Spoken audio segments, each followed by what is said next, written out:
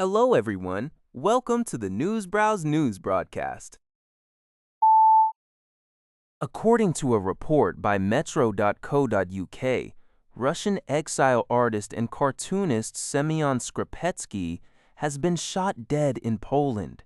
Skrepetsky, whose real name was Robert Kuzovkov, was 44 years old.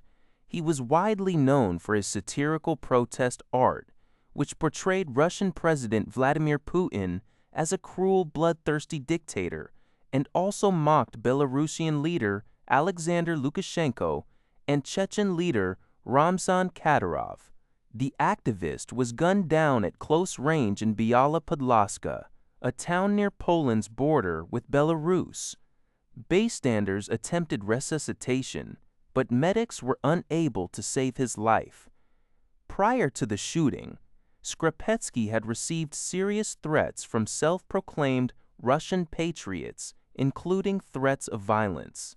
Only days before his death, he had staged a protest outside the Russian embassy in Berlin. Polish police have launched a manhunt and are investigating the murder as a planned political assassination. One person, a taxi driver who may have driven suspects from Warsaw, has been questioned. Opposition groups, including the Poland-based channel Next Alive, have stated that they believe the murder was ordered directly from Russia. According to a report by Sounds, a strong and shallow earthquake struck Qinghai province in northwestern China on the afternoon of June 16, 2026. The China Earthquake Network Center officially registered the earthquake at a magnitude of 6.3, occurring at Desonturio 506 p.m. local time. The epicenter was located in the Heishi Mongol and Tibetan Autonomous Prefecture, with a very shallow depth of only 10 kilometers. Due to the shallow nature of the quake, tremors may have been felt strongly in the surrounding regions. As of the time of reporting, information regarding casualties, injuries, or structural damage remains unclear. Local authorities are expected to conduct assessments to determine the impact of the earthquake on nearby communities. According to a report by Linhe Zhaobao, Qatar, the world's largest exporter of liquefied natural gas, LNG, plans to rapidly resume its production as the Strait of Hormuz is expected to reopen for shipping. Qatar Energy has informed buyers of its restart plans, aiming to restore output to approximately 50% of total capacity within 1 month of safe passage resuming, and up to 80% within 2 months. This rapid recovery is faster than market analysts had previously anticipated, and is expected to ease months of tension in the global gas market. However, full recovery of the remaining capacity, equivalent to 2 production lines, is expected to take several years due to damage sustained during Iranian missile attacks in March. Qatar had shut down its massive Ras Laffan LNG complex during the first week of the U.S.-Iran war, which had temporarily harmed its reputation as a reliable supplier.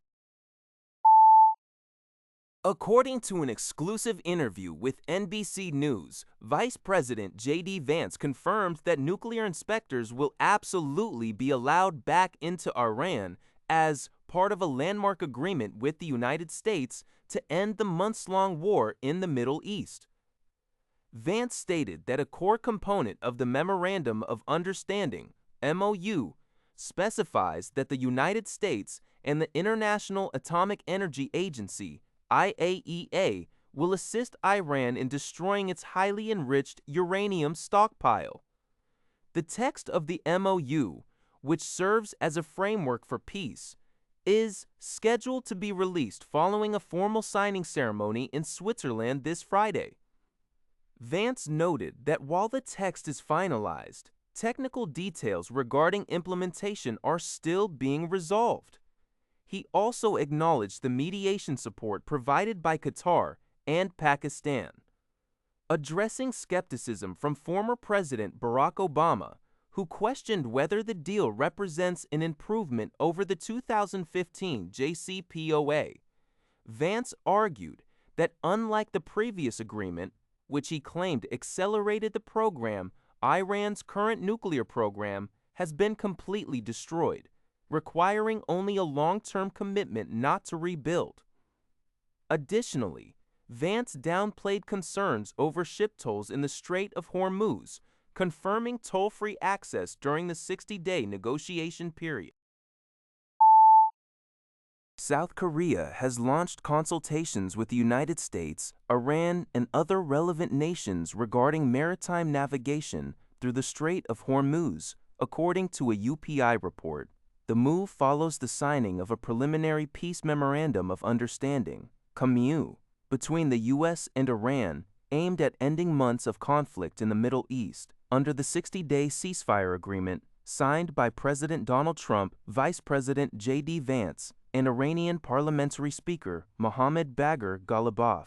The two nations will engage in negotiations to address nuclear and other key issues. Since the outbreak of hostilities, Iran has restricted access to the critical waterway through drone and missile threats, leaving dozens of South Korea-linked vessels stranded. South Korean Foreign Ministry spokesperson Park Il stated that the government is closely evaluating several security and operational factors, including shipping traffic and the potential presence of naval mines, before permitting ships to resume transit. Park emphasized that South Korea will prioritize the safety of its vessels and crew members, maintaining close contact with domestic shipping companies as regional developments unfold. That's all for this video. Thank you for watching. See you in the next video.